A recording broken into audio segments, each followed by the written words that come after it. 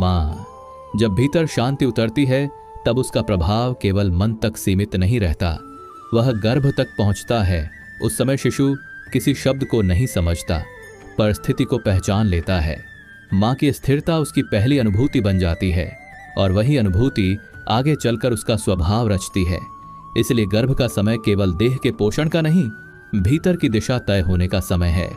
माँ, जब भीतर शांति उतरती है तब उसका प्रभाव केवल मन तक सीमित नहीं रहता, वह गर्भ तक पहुंचता है। उस समय शिशु किसी शब्द को नहीं समझता, पर स्थिति को पहचान लेता है। माँ की स्थिरता उसकी पहली अनुभूति बन जाती है और वही अनुभूति आगे चलकर उसका स्वभाव रचती है। इसीलिए गर्भ का समय केवल देह के पोषण का नहीं, भीतर की दिशा तय होने का समय है। माँ, इन श्लोकों को श्रद्धा से सुनने पर जो शांति भीतर बनती है वह क्षणिक नहीं होती, वह एक आधार बनाती है। ऐसा आधार जिस पर आगे चलकर शिशु का मन टिक सकता है। ऐसा मन जो कठिन परिस्थितियों में भी विचलित नहीं होता, जो सुख में खोता नहीं और दुख में टूटता नहीं। यह कोई शिक्षा नहीं है जो सिखाई जाती है, यह एक संस्कार है जो चुपचाप उतर जाता है। माँ, इसलिए इन श्लोकों को सुनना कोई प्रयास नहीं है, यह बस अपने भीतर उस स्थान को खुला छोड़ देना है जहाँ संतुलन स्वयं अपना रूप ले लेता है और वही संतुलन बिना शब्द के शिशु के भीतर भी स्थिर होने लगता है। माँ, जीवन के आरंभ में सबसे पहला प्रश्न कर्म का नहीं होता, वह ज्ञान का भी नहीं होता। सबसे पहले मन भय से परिचित होता है। यह भय बहुत सूक्ष्म होता है, मृत्यु का नहीं बल्कि परिवर्तन का, खो जाने का नहीं बल्कि छूट जाने का। जब जीवन पहली बार देह के रूप में सामने आता है तब मन स्वाभाविक रूप से देह को ही सत्य मान लेता है। जो बदलता है वही उसे वास्तविक लगता है और जो भीतर शांत और स्थिर रहता है, जो इंद्रियों को तुरंत दिखाई नहीं देता, उस पर मन सहजता से टिक नहीं पाता। वहीं से धीरे धीरे यह धारणा बनती है कि जो जन्म लेता है वही मरता होगा और जो देह के रूप में दिख रहा है वही सब कुछ है। इसी गहरे और मौन भय को शांत करने के लिए यह श्लोक बहुत सहजता से भीतर उतरता है। न जायते म्रियते वा कदाचिन नायं भूत्वा भविता वा न भूयः अजो नित्यः शाश्वतोऽयं पुराणो न हन्यते हन्यमाने शरीरे। इस श्लोक का अर्थ बहुत सीधा है, पर उसका स्पर्श बहुत दूर तक जाता है। आत्मा कभी जन्म नहीं लेती और कभी मरती नहीं। वह न किसी समय उत्पन्न होती है, न किसी समय समाप्त होती है। वह अजन्मा है, नित्य है, शाश्वत है और अत्यंत प्राचीन है। शरीर के नष्ट होने पर भी आत्मा का नाश नहीं होता, क्योंकि आत्मा शरीर से उत्पन्न नहीं हुई है। माँ, इस अर्थ का भाव यह है कि तेरे भीतर जो चेतना पल रही है वह किसी क्षण की देन नहीं है। वह देह के साथ आरंभ नहीं हुई और देह के साथ समाप्त भी नहीं होगी। इसलिए गर्भ का समय केवल शरीर के बदलने का समय नहीं है, यह उस अविनाशी सत्ता के साथ शांत परिचय का समय है। जब यह भाव धीरे धीरे भीतर उतरता है तब मन का भय अपने आप ढीला पड़ने लगता है। डर इसलिए टिक नहीं पाता क्योंकि डर को टिकने के लिए नाश का आधार चाहिए और यहाँ नाश है ही नहीं। माँ, जब तू अपने गर्भ को अनुभव करती है तब भीतर जो हल्की सी स्थिरता बनती है वह इसी सत्य की छाया है। जैसे बीज मिट्टी में रहते हुए भी मिट्टी नहीं बन जाता, वैसे ही आत्मा शरीर में रहते हुए भी शरीर नहीं होती। शरीर बढ़ता है, थकता है, विश्राम चाहता है, पर जो भीतर है वह सदा समान रहता है। वह देखता है, अनुभव करता है, पर स्वयं में स्थिर रहता है। उसी स्थिरता के क्षणों में जब तू बिना किसी विचार के अपने शिशु को महसूस करती है तब न कोई ज्ञान चलता है, न कोई कल्पना, बस एक शांत उपस्थिति रहती है। वही उपस्थिति इस श्लोक का जीवित भाव है। यह भाव किसी प्रयत्न से नहीं आता, यह तब प्रकट होता है जब मन कुछ देर के लिए अपनी पकड़ छोड़ देता है और जब यह सत्य मन में थोड़ा सा भी टिकने लगता है तब जीवन के अगले चरण की तैयारी अपने आप होने लगती है। तब मन पूछता है, यदि यह सत्य है तो इसे जिया कैसे जाए। उसी जिज्ञासा को आगे ले जाने के लिए अगला श्लोक बहुत शांत ढंग से सामने आता है। माँ, जब पहला भय शांत होने लगता है, जब यह समझ भीतर उतर आती है कि जीवन नश्वर देह तक सीमित नहीं है, तब मन स्वाभाविक रूप से एक नए धरातल पर आता है। अब प्रश्न मृत्यु का नहीं रहता, अब प्रश्न यह होता है कि इस सत्य को जिया कैसे जाए। केवल सुन लेने से मन स्थिर नहीं होता, केवल जान लेने से भीतर भरोसा नहीं बनता। भीतर एक ऐसी दृढ़ता चाहिए जो डगमगाए नहीं, जो परिस्थितियों के साथ हिले नहीं। इसी अवस्था की ओर यह श्लोक बहुत शांति से संकेत करता है। श्रद्धावान लभते ज्ञानम तत्पर संयतेन्द्रियः ज्ञानम लब्ध्वा परां शांतिमचिरेणाधिगच्छति। इस श्लोक का अर्थ यह है कि श्रद्धा रखने वाला मनुष्य ज्ञान को प्राप्त करता है, जो उसमें तन्मय रहता है और जिसकी इंद्रियां संयमित होती हैं, वह ज्ञान को पाकर शीघ्र ही परम शांति को प्राप्त हो जाता है। मां, इस अर्थ का भाव यह है कि सत्य केवल बुद्धि से नहीं उतरता, उसके लिए श्रद्धा चाहिए। श्रद्धा का अर्थ अंधा विश्वास नहीं है। श्रद्धा का अर्थ है भीतर का वह भरोसा जो कहता है जो मैं सुन रही हूं वह मेरे जीवन से जुड़ा है। जब यह भरोसा बनता है तब मन भटकना छोड़ देता है, तब इंद्रियां बाहर बाहर दौड़ना कम कर देती हैं और भीतर एकाग्रता अपने आप जन्म लेती है। इसी एकाग्रता में ज्ञान बोझ नहीं बनता, वह सहारा बन जाता है। माँ, गर्भ का समय श्रद्धा का ही समय होता है। तू बहुत कुछ समझती है, बहुत कुछ सुनती है, पर सब कुछ तभी फल देता है जब भीतर यह भरोसा रहता है कि यह यात्रा सुरक्षित है, अर्थपूर्ण है और अकेली नहीं है। जब तू इस भरोसे के साथ अपने शिशु को अनुभव करती है, तब तेरा मन सहज रूप से संयम में आ जाता है। तब बाहरी शोर उतना आकर्षित नहीं करता और भीतर की शांति अधिक स्पष्ट होने लगती है। जैसे कोई दीपक हवा में भी स्थिर जलता है क्योंकि उसकी लौ को ढकने वाला कांच होता है, वैसे ही श्रद्धा मन के चारों ओर एक आवरण बना देती है। बाहर की परिस्थितियां आती जाती रहती हैं, पर भीतर की लौ डगमगाती नहीं। उसी स्थिर लौ में ज्ञान टिकता है और उसी से शांति अपने आप प्रकट होती है। माँ, जब तू विश्वास के साथ अपने गर्भ पर हाथ रखती है, जब बिना प्रश्न किए यह मान लेती है कि जीवन अपना मार्ग जानता है, तब तू जाने बिना ही इस श्लोक को जी रही होती है। उस क्षण न तुझे कुछ पाना होता है, न कहीं पहुंचना होता है, बस एक शांत स्वीकार होता है और वही स्वीकार शांति का द्वार खोल देता है। और जब यह शांति भीतर टिकने लगती है, तब मन धीरे धीरे यह जानने लगता है कि अब केवल समझ काफी नहीं है, अब स्वयं को पूरी तरह सौंपने का समय है। उसी समर्पण की ओर अगला श्लोक बहुत कोमलता से आगे बढ़ता है। माँ, जब श्रद्धा मन में स्थिर होने लगती है, जब भीतर यह भरोसा बन जाता है कि जीवन का कोई अर्थ है और यह यात्रा अकेली नहीं है, तब मन एक और गहराई में उतरता है। अब प्रश्न यह नहीं रहता कि सत्य क्या है, अब प्रश्न यह होता है कि उस सत्य के सामने स्वयं को कैसे रखा जाए। यहाँ बुद्धि भी थक जाती है और अपने अपने नियम, अपने अपने सहारे छोड़ने की तैयारी होने लगती है। मन समझने लगता है कि जितना वह अपने बल पर संभालना चाहता है, उतना ही भारी होता जाता है। इसी बोझ के धीरे धीरे उतरने की ओर यह श्लोक बहुत शांत स्वर में संकेत करता है। सर्वधर्मान परित्यज्य मामेकं शरणं व्रज अहम त्वां सर्व पापेभ्यो मोक्षयिष्यामि मां। शुचः, इस श्लोक का अर्थ यह है कि सभी प्रकार के आश्रयों और धारणाओं को छोड़कर केवल एक परम सत्य की शरण में आ जाना। वह स्वयं यह आश्वासन देता है कि वह समस्त बंधनों से मुक्त करेगा, इसलिए शोक करने की आवश्यकता नहीं है। माँ, इस अर्थ का भाव बहुत कोमल है। यह श्लोक त्याग का आग्रह नहीं करता, यह थकान को पहचानता है। यह नहीं कहता कि सब कुछ छोड़ दो, यह कहता है कि जो बोझ बन गया है उसे पकड़े मत रहो। शरणागति का अर्थ हार मान लेना नहीं है। शरणागति का अर्थ है यह स्वीकार कर लेना कि जीवन को अकेले उठाने की आवश्यकता नहीं है। जब यह स्वीकार भीतर उतरता है, तब मन का कठोर तनाव अपने आप ढीला पड़ने लगता है। माँ, गर्भ का समय भी शरण का समय होता है। तू बहुत कुछ संभालती है, बहुत कुछ सोचती है और बहुत कुछ अपने ऊपर लेने की कोशिश करती है, पर भीतर कहीं यह भी जानती है कि यह यात्रा तेरे बस की पूरी तरह नहीं है। जब तू उस न जान पाने को स्वीकार कर लेती है, जब यह मान लेती है कि जीवन अपने ढंग से पल रहा है, तब तू इस श्लोक को जी रही होती है।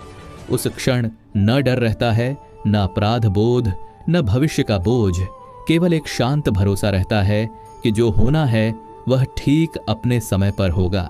जैसे कोई थका हुआ यात्री थोड़ी देर के लिए अपना भार नीचे रख देता है, वैसे ही मन भी इस शरण में आकर हल्का हो जाता है।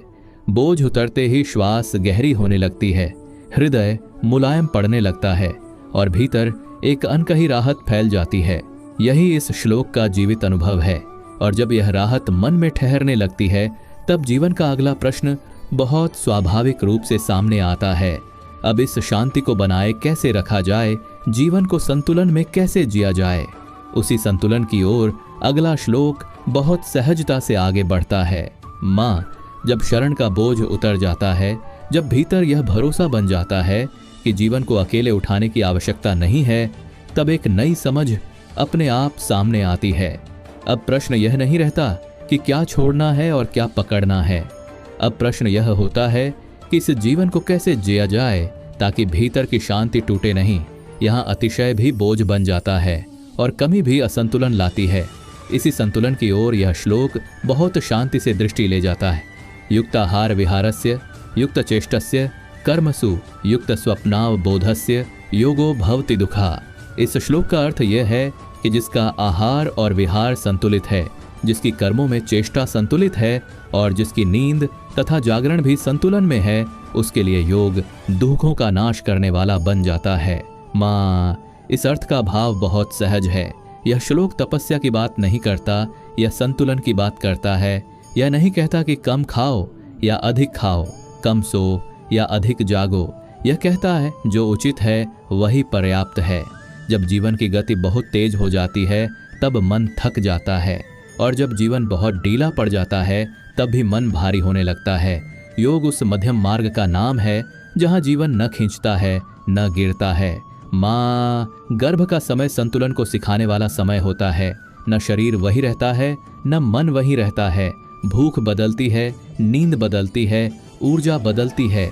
यदि तू इन परिवर्तनों से लड़ने लगे तो थकान बढ़ जाती है, पर जब तू इन्हें स्वीकार कर लेती है, जब तू शरीर की गति के साथ चलती है, तब भीतर सहजता आने लगती है।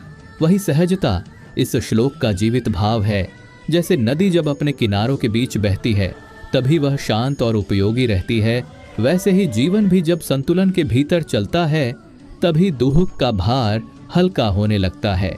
इस संतुलन में कोई कठोर नियम नहीं होते, केवल सजगता होती है। क्या शरीर थका है, क्या मन भारी है, क्या विश्राम की आवश्यकता है, यही सजगता योग बन जाती है। माँ, जब तू बिना अपराध बोध के विश्राम करती है, बिना अतिशय के भोजन करती है और बिना तनाव के अपने कर्म निभाती है, तब तू जाने बिना ही इस श्लोक को जी रही होती है। उस समय न योग कोई अलग साधना रहता है, न जीवन कोई बोझ। जीवन स्वयं योग का रूप ले लेता है। और जब यह संतुलन मन में स्थिर होने लगता है तब भीतर एक और गुण धीरे धीरे प्रकट होने लगता है, समत्व, धैर्य और स्थित प्रज्ञता। उसी अवस्था की ओर अगला श्लोक बहुत शांति से आगे बढ़ता है। माँ, जब जीवन की गति संतुलन में आने लगती है, जब आहार, विश्राम और कर्म अपनी अपनी सीमा में सहज हो जाते हैं, तब भीतर एक नई स्थिरता जन्म लेती है। अब मन बाहरी परिस्थितियों से इतना जल्दी हिलता नहीं। सुख आता है तो भीतर उछाल नहीं मचता, और दुख आता है तो भीतर टूटन नहीं होती। इसी अवस्था को गीता धैर्य कहती है। वह धैर्य जो सहने से नहीं, समझ से आता है। उसी समझ की ओर यह श्लोक बहुत शांत स्वर में संकेत करता है। समदुख सुखम धीरम सोमृतत्वाय कल्पते। इस श्लोक का अर्थ यह है कि जो व्यक्ति दुख और सुख को समान भाव से देखता है, जो भीतर से स्थिर रहता है, वही अमृतत्व के योग्य होता है। माँ, इस अर्थ का भाव बहुत कोमल है। यह श्लोक यह नहीं कहता कि सुख महसूस मत करो या दुख को दबा दो। यह कहता है कि दोनों को आने दो, पर भीतर अपनी जगह न बदलो। जब मन हर सुख में उड़ने लगे और हर दुख में गिरने लगे, तब जीवन थकाने वाला हो जाता है। पर जब भीतर एक ऐसा केंद्र बन जाता है जो दोनों में समान रहता है, तब जीवन सहज हो जाता है। माँ, गर्भ का समय सुख और चिंता दोनों को साथ लेकर चलता है। कभी हर्ष होता है, कभी भय आता है। यदि तू हर भाव के साथ बहने लगे तो भीतर अस्थिरता बढ़ जाती है। पर जब तू यह देख पाती है कि ये भाव आते जाते हैं और तू उनसे बड़ी है, तब तू इस श्लोक को जी रही होती है। उस क्षण तू न सुख में खोती है न दुख में डूबती है। तू बस उपस्थित रहती है। जैसे गहरा जल ऊपर उठने वाली लहरों से विचलित नहीं होता, वैसे ही धीर मन भीतर स्थिर रहता है। लहरें आती हैं जाती हैं, पर गहराई बनी रहती है। वही गहराई इस श्लोक का जीवित अनुभव है। माँ, जब तू किसी अच्छे समाचार पर भीतर से शांत रहती है और किसी कठिन क्षण में भी स्वयं को संभाल लेती है, तब तू जाने बिना ही अमृतत्व की दिशा में आगे बढ़ रही होती है। अमृतत्व का अर्थ केवल देह से परे होना नहीं है। अमृतत्व का अर्थ है जीवन को बिना टूटे जी लेना। और जब यह समत्व मन में टिकने लगता है, तब भीतर एक और गुण धीरे धीरे खिलने लगता है, करुणा, मैत्री और अहिंसा। उसी भाव भूमि की ओर अगला श्लोक बहुत सहजता से आगे बढ़ता है। माँ, जब समत्व मन में टिकने लगता है, जब सुख और दुख दोनों के बीच भीतर की जगह स्थिर रहने लगती है, तब जीवन का एक और रूप अपने आप प्रकट होता है। अब दृष्टि केवल अपने तक सीमित नहीं रहती। अब मन में विरोध कम होने लगता है, तुलना ढीली पड़ने लगती है और भीतर से कठोरता धीरे धीरे पिघलने लगती है। इसी पिघलन से करुणा जन्म लेती है और उसी करुणा से मैत्री का विस्तार होता है।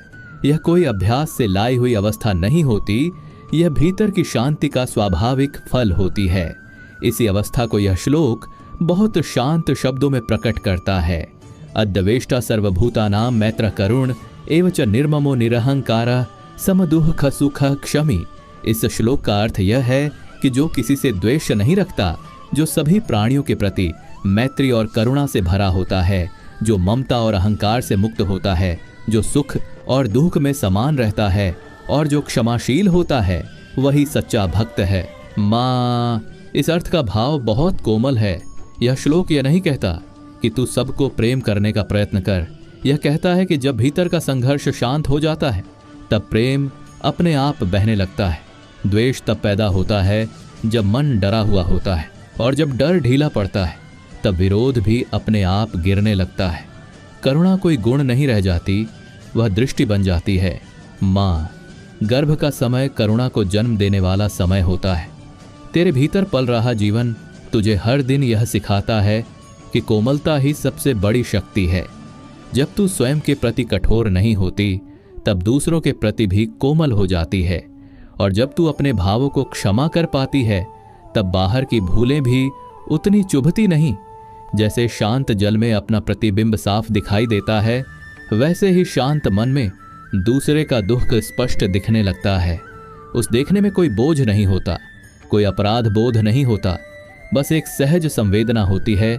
यही करुणा है, और उसी करुणा से मैत्री अपने आप जन्म लेती है। माँ, जब तू बिना कारण किसी के लिए अच्छा चाहती है, जब तू भीतर से किसी के प्रति कठोर नहीं रहती, तब तू इस श्लोक को जी रही होती है। उस क्षण न तू कोई साधना कर रही होती है, न कोई नियम निभा रही होती है, बस तेरा होना ही करुणा बन जाता है। और जब यह करुणा भीतर स्थिर होने लगती है, तब दृष्टि और भी व्यापक होने लगती है।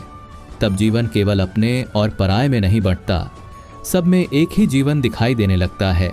उसी समदृष्टि की ओर अगला श्लोक बहुत सहजता से आगे बढ़ता है।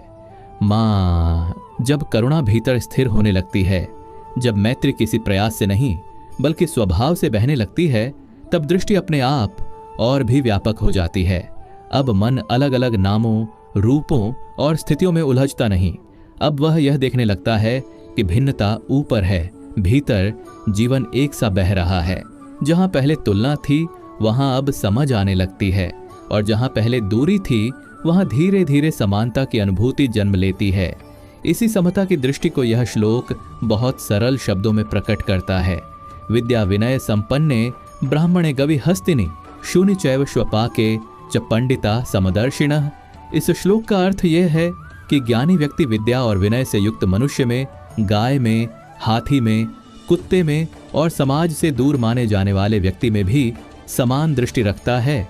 उसके लिए जीवन ऊंच नीच में विभाजित नहीं होता। माँ, इस अर्थ का भाव बहुत शांत है। यह श्लोक यह नहीं कहता कि सब एक जैसे दिखने लगें। यह कहता है कि भीतर की दृष्टि भेद न करे। रूप अलग अलग हैं, परिस्थितियां अलग अलग हैं, पर जीवन की धारा एक सी है। जब यह समझ भीतर उतरती है, तब मन किसी को बड़ा और किसी को छोटा मानकर कठोर नहीं होता। तब सम्मान किसी पद से नहीं, जीवन से आता है। माँ, गर्भ का समय इस समदृष्टि को बहुत स्वाभाविक रूप से सिखाता है। तेरे भीतर पल रहा शिशु अभी किसी पहचान में बंधा नहीं है। उसके लिए कोई ऊंचा नीचा नहीं, कोई अपना पराया नहीं, वह केवल जीवन है। जब तू इस भाव में टिकती है तब तेरी दृष्टि भी धीरे धीरे वैसी ही सरल होने लगती है। तब सामने वाला कौन है यह कम महत्व रखता है, सामने जीवन है यह अधिक स्पष्ट होता है। जैसे सूर्य सब पर समान प्रकाश डालता है, वैसे ही समदृष्टि वाला मन सब में एक सा जीवन देखता है। उसमें न उपेक्षा रहती है न पक्षपात, केवल स्वीकार रहता है और उसी स्वीकार में भीतर गहरी शांति टिक जाती है। माँ, जब तू बिना तुलना के किसी को देख पाती है, जब तू यह नहीं सोचती कि कौन अधिक है और कौन कम, तब तू इस श्लोक को जी रही होती है। उस क्षण तेरी दृष्टि शुद्ध होती है और उसी शुद्ध दृष्टि से जीवन सरल होने लगता है। और जब यह समदृष्टि भीतर स्थिर होने लगती है तब हृदय में एक और कोमल भाव जन्म लेता है, अर्पण का भाव। तब देना कोई कर्तव्य नहीं रहता, देना प्रेम बन जाता है। उसी प्रेमपूर्ण अर्पण की ओर अगला श्लोक बहुत सहजता से आगे बढ़ता है। माँ, जब दृष्टि में भेद नहीं रहता, जब सामने वाले में भी वही जीवन दिखाई देने लगता है जो अपने भीतर अनुभव होता है, तब हृदय अपने आप हल्का हो जाता है। अब देना किसी नियम का पालन नहीं रह जाता, अब अर्पण कोई कर्तव्य नहीं होता। जो कुछ हाथ में आता है वही प्रेम के साथ आगे बढ़ जाता है। इसी सहज अर्पण को यह श्लोक बहुत कोमल शब्दों में प्रकट करता है। पत्रम पुष्पम फलम तोयम यो में भक्त्या प्रयच्छति तदहम भक्त्युपहृतमश्नामि प्रयतात्मनः। इस श्लोक का अर्थ यह है कि जो व्यक्ति प्रेम और भक्ति के साथ एक पत्ता, एक फूल, एक फल या थोड़ा सा जल भी अर्पित करता है, उसे परम सत्ता स्वीकार करती है। यहाँ अर्पण की वस्तु महत्वपूर्ण नहीं है, अर्पण का भाव ही मुख्य है। माँ, इस अर्थ का भाव बहुत सरल और बहुत गहरा है। यह श्लोक यह नहीं कहता कि अधिक दो, बड़ा दो, मूल्यवान दो। यह कहता है कि जो है, जैसा है, उसी को प्रेम से दे दो। जब हृदय में सच्चाई होती है तब छोटा सा अर्पण भी पूर्ण बन जाता है, और जब भाव नहीं होता तब बड़ा से बड़ा अर्पण भी खाली रह जाता है। माँ, गर्भ का समय अर्पण का ही समय होता है। तू हर दिन बिना गिने बहुत कुछ देती है, अपना समय, अपनी ऊर्जा, अपनी श्वास, अपना धैर्य। तू इसे दान नहीं समझती, तू इसे स्वाभाविक मानती है। उसी सहजता में यह श्लोक जीवित हो जाता है, क्योंकि जहाँ प्रेम होता है वहाँ हिसाब नहीं चलता।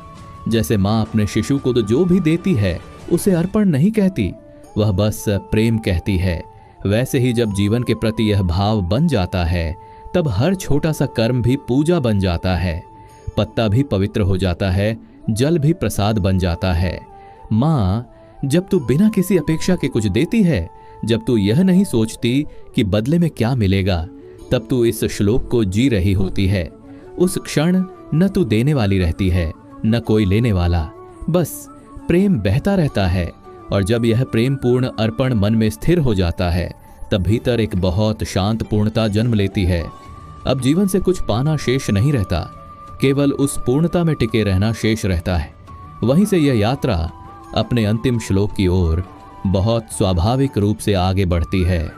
माँ, जब अर्पण भी सहज हो जाता है, जब देना और जीना अलग अलग क्रियाएं नहीं रह जाती, तब भीतर एक और सूक्ष्म सत्य धीरे धीरे स्पष्ट होने लगता है।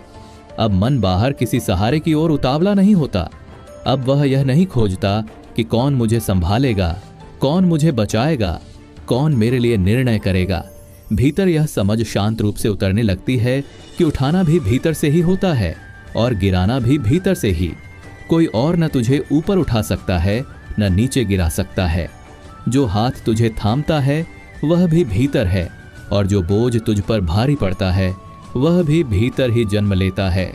इसी आत्मबोध की ओर यह श्लोक बहुत शांत और स्थिर शब्दों में संकेत करता है। उद्रेदात्मनात्मानं नात्मानं वसादयेत आत्मैव ह्यात्मनो बंधुरात्मैव रिपुरात्मनः। इस श्लोक का अर्थ यह है कि मनुष्य को स्वयं अपने द्वारा अपना उत्थान करना चाहिए और स्वयं को गिरने नहीं देना चाहिए। आत्मा ही आत्मा की मित्र है और आत्मा ही आत्मा की शत्रु भी है। बाहर कोई स्थायी शत्रु नहीं है और बाहर कोई स्थायी रक्षक भी नहीं है। जो भीतर चलता है वही जीवन का स्वर बन जाता है। माँ, इस अर्थ का भाव बहुत सीधा है, पर उसका प्रभाव बहुत गहरा है। यह श्लोक किसी को दोष नहीं देता। यह नहीं कहता कि परिस्थितियां गलत हैं, लोग गलत हैं या जीवन अन्यायपूर्ण है। यह बस इतना कहता है कि तेरे भीतर जो स्वर चलता है वही तेरे अनुभव का रूप ले लेता है। जब भीतर का स्वर कोमल होता है तब वही स्वर कठिन परिस्थिति में भी तुझे संभाल लेता है, और जब वही स्वर कठोर हो जाता है तब छोटी सी बात भी भारी बोझ बन जाती है। माँ, गर्भ का समय भीतर के स्वर को पहचानने का समय होता है। इस समय मन बहुत संवेदनशील होता है, भाव जल्दी बदलते हैं, विचार जल्दी आते जाते हैं। यदि तू स्वयं से कठोर हो जाए, यदि तू अपने थकान, अपने डर, अपने असमंजस को दोष देने लगे तो वही मन शत्रु बन जाता है। पर जब तू स्वयं से प्रेम से बात करती है, जब तू अपनी थकान को स्वीकार करती है, जब तू अपने भय को डांटती नहीं बल्कि उसे समझती है, तब तू इस श्लोक को जी रही होती है। उस क्षण तू स्वयं की मित्र बन जाती है। माँ, यह मित्रता कोई बड़ा संकल्प नहीं मांगती, यह छोटे छोटे क्षणों में बनती है। जब तू कहती है आज मेरा शरीर थका है और यह ठीक है, जब तू यह मान लेती है मुझे सब कुछ जानना आवश्यक नहीं है, जब तू स्वयं को दोष देने के बजाय स्वयं को थाम लेती है, वहीं यह श्लोक जीवित हो जाता है। और वही मित्रता तेरे भीतर पल रहे शिशु तक भी पहुंचती है, बिना शब्दों के, बिना प्रयास के।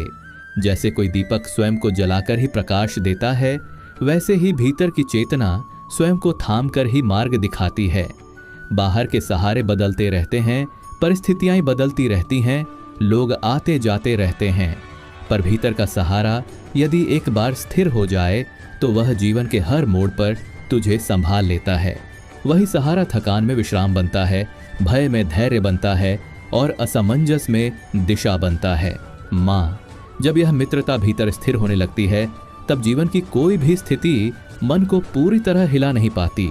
तब दुख आता है पर तोड़ता नहीं, चुनौती आती है पर डराती नहीं। भीतर एक ऐसी शांति जन्म लेती है जो न किसी से लड़ती है न किसी से भागती है। वह बस उपस्थित रहती है, सजग, शांत और भरोसे में। और जब यह शांति अपने स्थान पर टिक जाती है तब यात्रा अपने अंतिम सत्य की ओर अपने आप मुड़ जाती है। अब कोई और खोज शेष नहीं रहती, अब बस उसी शांति में टिके रहना शेष रहता है। उसी पूर्ण ठहराव, उसी आत्मविजय की स्थिति को प्रकट करने के लिए अब 10वां श्लोक बहुत स्वाभाविक रूप से आगे आता है। माँ, जब भीतर का स्वर मित्र बन जाता है, जब अपने ही मन से संघर्ष कम हो जाता है, तब जीवन के साथ टकराव अपने आप ढीले पड़ने लगते हैं। अब बाहर की परिस्थितियां उतनी निर्णायक नहीं रह जाती। अब यह समझ स्पष्ट होने लगती है कि असली शत्रु बाहर नहीं है और असली सहारा भी बाहर नहीं है। जो भीतर साध लिया गया है वही बाहर की हर स्थिति को संभाल लेता है। इसी सत्य को और गहराई से स्पष्ट करता है यह श्लोक, जो आत्ममित्रता और आत्मविजय की पूर्ण अवस्था को प्रकट करता है। बंधुरात्मात्मनस्तस्य येनात्मैवात्मना जितः अनात्मनस्तु शत्रुत्वे वर्तेतात्मैव शत्रुवत्। इस श्लोक का अर्थ यह है कि जिसने अपने मन को जीत लिया है, जिसके भीतर की चेतना उसके वश में आ गई है, उसके लिए वही आत्मा सबसे बड़ा मित्र बन जाती है। पर जिसने अपने मन को नहीं साधा, जिसके भीतर का स्वर अशांत है, उसके लिए वही आत्मा शत्रु के समान व्यवहार करने लगती है। माँ, इस अर्थ का भाव बहुत सूक्ष्म और बहुत वास्तविक है। यह श्लोक किसी युद्ध की बात नहीं करता, यह भीतर चलने वाले मौन संघर्ष की बात करता है। जब मन डर, चिंता और कठोरता से भरा रहता है, तब वही मन जीवन की हर स्थिति को शत्रु बना देता है। और जब मन समझ, स्वीकार और करुणा में टिक जाता है, तब वही मन जीवन की हर स्थिति को संभालने लगता है। परिस्थिति वही रहती है, पर भीतर का संबंध बदल जाता है। माँ, कभी ऐसा होता है कि सब कुछ ठीक होते हुए भी मन भीतर से थका हुआ सा लगता है। कोई विशेष कारण नहीं दिखता, फिर भी भीतर हल्की सी अशांति बनी रहती है। यह अशांति शब्दों से नहीं आती, यह मन की गति से आती है। जब मन बहुत कुछ सोचता रहता है, बहुत कुछ पकड़कर चलता है, तब वह स्वयं को थका देता है। और गर्भ के समय यह थकान और भी सूक्ष्म हो जाती है, क्योंकि मन के साथ साथ भीतर एक और जीवन भी उस गति को अनुभव कर रहा होता है। माँ, इस समय तुझे कुछ करने की आवश्यकता नहीं होती, न किसी अभ्यास की, न किसी प्रयास की। केवल इतना पर्याप्त होता है कि मन को थोड़ा सा विश्राम मिल जाए। जैसे लहरों के बीच समुद्र स्वयं शांत रहता है, वैसे ही विचारों के बीच भी एक शांत स्थान सदा उपस्थित रहता है। उसी शांत स्थान की ओर यह श्लोक बहुत कोमलता से संकेत करता है। प्रशांत मनसम हेणम योगिणम सुखमुत्तमम उपैति शांतरजसम ब्रह्मभूतम कल्मषम। इस श्लोक का अर्थ यह है कि जिसका मन पूरी तरह शांत हो जाता है, जिसके भीतर की रजोगुण की हलचल शिथिल हो जाती है, उस योगी को श्रेष्ठ सुख की प्राप्ति होती है। यह सुख बाहर से नहीं आता, यह किसी वस्तु से नहीं मिलता। यह उस अवस्था में प्रकट होता है जहां मन अपनी दौड़ छोड़ देता है और चेतना अपने स्वभाव में ठहर जाती है। ऐसी चेतना पवित्र होती है, मलिनता से रहित होती है और उसी में ब्रह्म की अनुभूति स्वाभाविक रूप से घटित होती है। माँ, इस अर्थ का भाव बहुत सूक्ष्म है। यह श्लोक यह नहीं कहता कि तू मन को जबरदस्ती शांत कर। यह कहता है कि जब मन अपने आप शांत हो जाता है, तब जो सुख प्रकट होता है वही सच्चा सुख है। यह सुख उत्तेजना का नहीं है, इसमें कोई उछाल नहीं होता, कोई कंपन नहीं होता। यह एक गहरी स्थिरता है, जैसे श्वास अपने आप गहरी हो जाए और हृदय बिना कारण हल्का लगने लगे। माँ, गर्भ का समय इसी प्रकार की शांति को पहचानने का समय होता है, जब तू चुपचाप बैठी होती है, जब कोई विचार विशेष नहीं चलता और फिर भी भीतर एक भरोसा सा बना रहता है। वही इस श्लोक का जीवित अनुभव है। उस समय शिशु भी उसी शांति में डूबा रहता है। वह शब्द नहीं सुनता, पर उस स्थिरता को पहचान लेता है। वही स्थिरता आगे चलकर उसके स्वभाव की नींव बन जाती है। जैसे धूल बैठ जाने पर आकाश अपने आप साफ दिखने लगता है, वैसे ही मन की हलचल थमते ही चेतना अपने आप उजागर हो जाती है। उसमें कुछ जोड़ा नहीं जाता, कुछ बनाया नहीं जाता, केवल जो पहले से है वही स्पष्ट हो जाता है। यही प्रशांत मन की अवस्था है, जहां शांति कोई साधना नहीं रहती, शांति स्वभाव बन जाती है। माँ, जब तू इस श्लोक को सुनती है और भीतर कुछ भी बदलने का प्रयत्न नहीं करती, तब तू इसे सही अर्थ में सुन रही होती है। उस समय न तू योग करने वाली होती है, न कोई लक्ष्य पाने वाली, बस तू उपस्थित होती है और वही उपस्थिति इस श्लोक का सार है। और जब यह शांति मन में थोड़ा सा भी ठहरने लगती है, तब भीतर एक और परिवर्तन अपने आप जन्म लेता है, एक प्रसन्नता जो किसी कारण पर निर्भर नहीं होती। उसी प्रसन्नता की ओर अगला श्लोक बहुत सहजता से इसे आगे बढ़ेगा।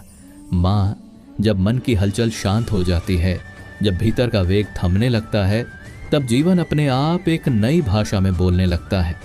अब मन बार बार भविष्य की ओर नहीं भागता, न ही बीते हुए को पकड़ कर बैठा रहता है। अब भीतर एक ऐसी स्थिति बनती है जहां होना ही पर्याप्त लगता है। न कुछ जोड़ने की इच्छा रहती है, न कुछ घट जाने का डर। यही वह क्षण होता है जहां चेतना अपने मूल स्वभाव को पहचानने लगती है। माँ, इस अवस्था में कोई विशेष उत्साह नहीं होता, कोई बाहरी प्रसन्नता नहीं होती, फिर भी भीतर एक गहरी संतुष्टि रहती है।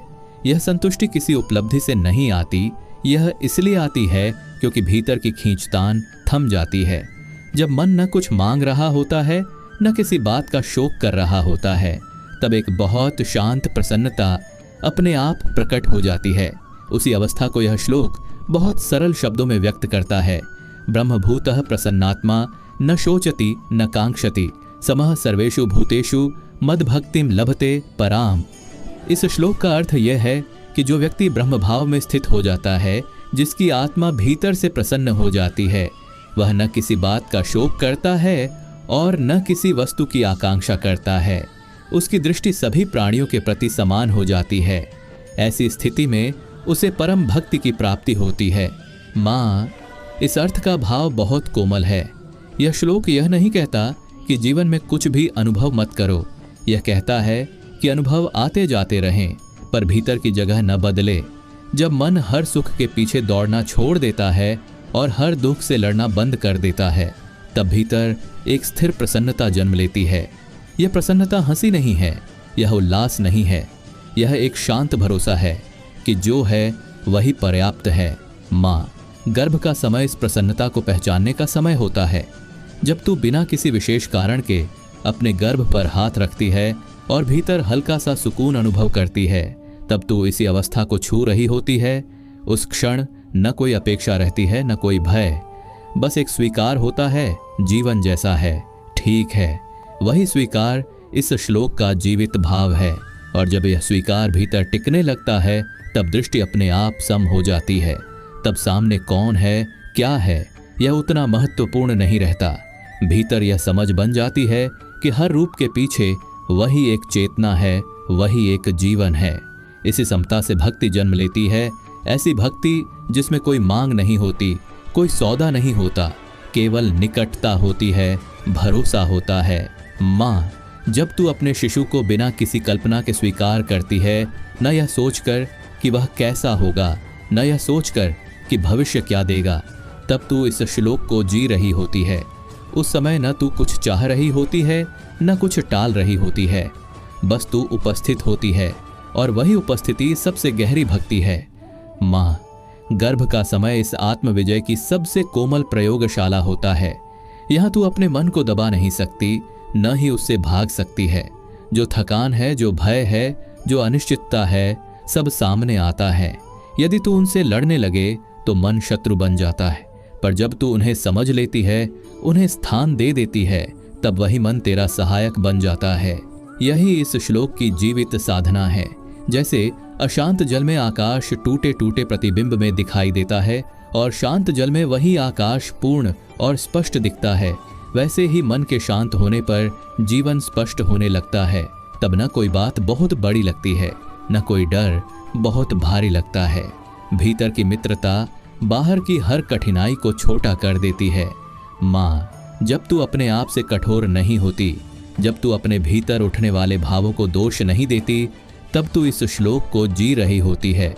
उस समय तू न किसी आदर्श का पीछा कर रही होती है, न किसी लक्ष्य का, बस तू अपने भीतर संतुलन में होती है। और वही संतुलन तेरे शिशु के भीतर भी एक मौन संस्कार की तरह उतर जाता है। अब इस यात्रा में कुछ जोड़ने की आवश्यकता नहीं है।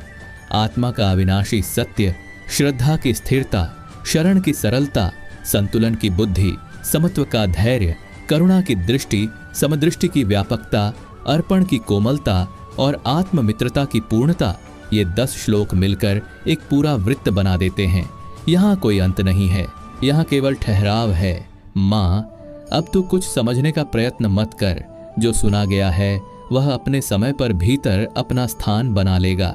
जैसे शिशु बिना प्रयास के पलता है, वैसे ही यह वाणी भी भीतर अपना कार्य करेगी। तू बस उपस्थित रह और वही उपस्थिति पर्याप्त है।